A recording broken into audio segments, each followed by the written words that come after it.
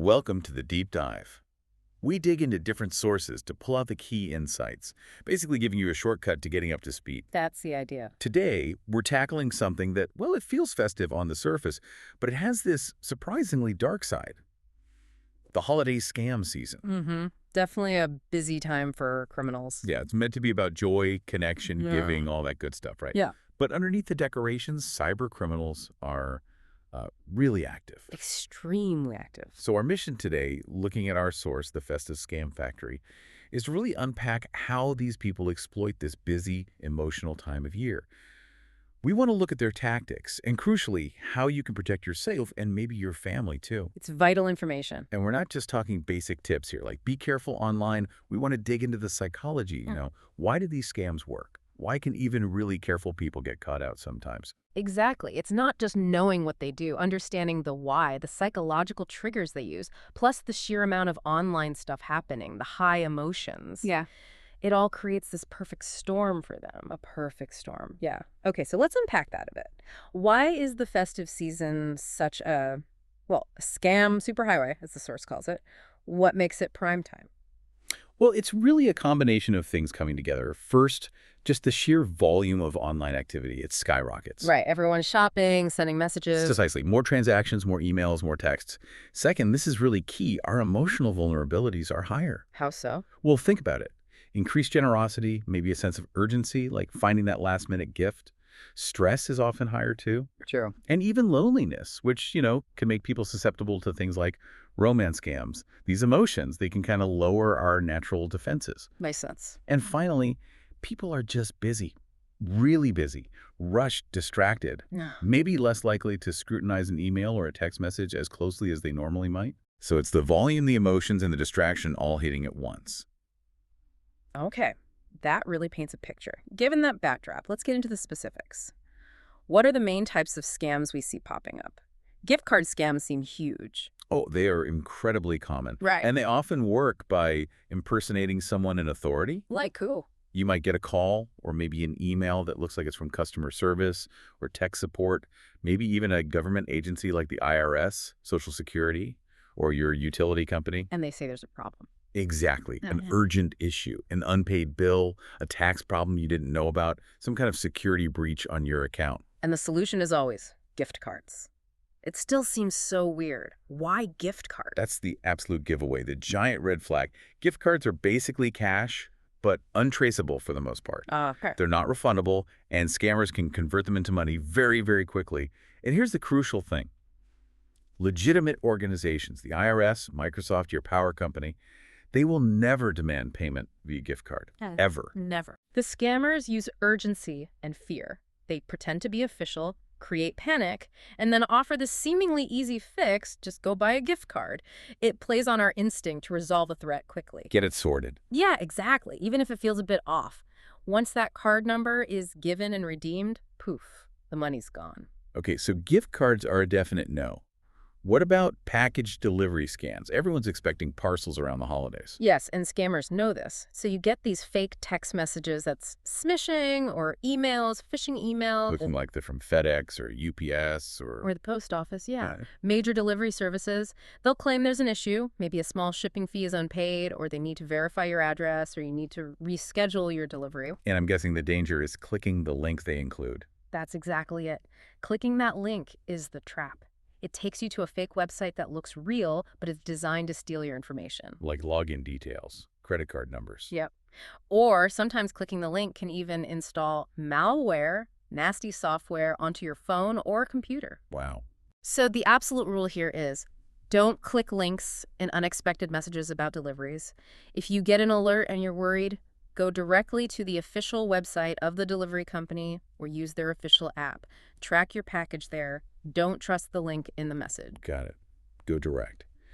Now, the festive season is also about giving, which sadly means charity scams are also out there. Unfortunately, yes, they prey on that goodwill. How do those work typically? Scammers might invent a fake charity altogether, or they'll use a name that sounds very similar to a well-known, legitimate charity. It's easy to get confused. Tricky. They often pressure you for immediate donations. Maybe they're vague about how the money will actually be used. There's often a lack of transparency. So how do you check if a charity is real before donating? Good question. Always do a little homework. You can verify charities using official resources. In the U.S., there's the IRS tax-exempt organizations search tool online. Sites like Charity Navigator or the BBBY's Giving Alliance are also excellent resources. Check them out before you give. Okay, important step. Now, there's one scam type that feels particularly cruel, these romance scams, sometimes called pig butchering. It involves building trust over a long time, right? It's incredibly insidious and devastating for the victims. It exploits a basic human need for connection. How does it start? Usually online. Yeah. Social media, dating apps. The scammer builds a relationship sometimes over months, maybe even longer. They create this deep sense of trust, intimacy, maybe even love. Wow, months. Yeah. Then, once that trust is firmly established, they introduce a fake investment opportunity. Often involves cryptocurrency these days because it can seem complex and hard to trace. And that's the pig butchering part. Yes. The term is grim, but it refers to how they metaphorically fatten up the victim with attention, affection, maybe even small initial returns on a tiny investment to build confidence before the slaughter, where they convince the victim to invest large sums, everything they have sometimes. That's offered. It is. The financial losses can be huge, life-altering. And the emotional damage, the betrayal, is profound. The key advice is to be extremely skeptical if an online relationship, especially a new one, suddenly turns to talk of investment opportunities. Huge red flag. Definitely. Okay, switching gears slightly, but still playing on fear and maybe confusion, is the tech support scam. We've probably all seen those pop-ups. Oh yeah, the scary pop-up warning flashing on your screen, or maybe an unsolicited phone call. Right, saying your computer's infected or compromised. Exactly. They claim to be from Microsoft or Apple or some other big tech company. They try to convince you there's a serious problem, viruses, hackers, whatever. And what's their goal? Usually one of two things. Either they want remote access to your computer, which is incredibly dangerous. Right, they could install anything, steal anything. Precisely. Or they demand payment to fix a problem that doesn't actually exist. They play on fear and the fact that many people aren't tech experts. They sound official. They sound urgent. So what's the defense against that? Never trust those pop-ups or cold calls, ever. If you're genuinely concerned about your computer, contact the tech company directly yourself. Use the official phone number or support channel listed on their actual website. Don't use numbers provided in pop-ups or by unexpected callers. And never grant remote access to someone who contacted you out of the blue. Okay, solid advice. So we've covered a lot of different tactics.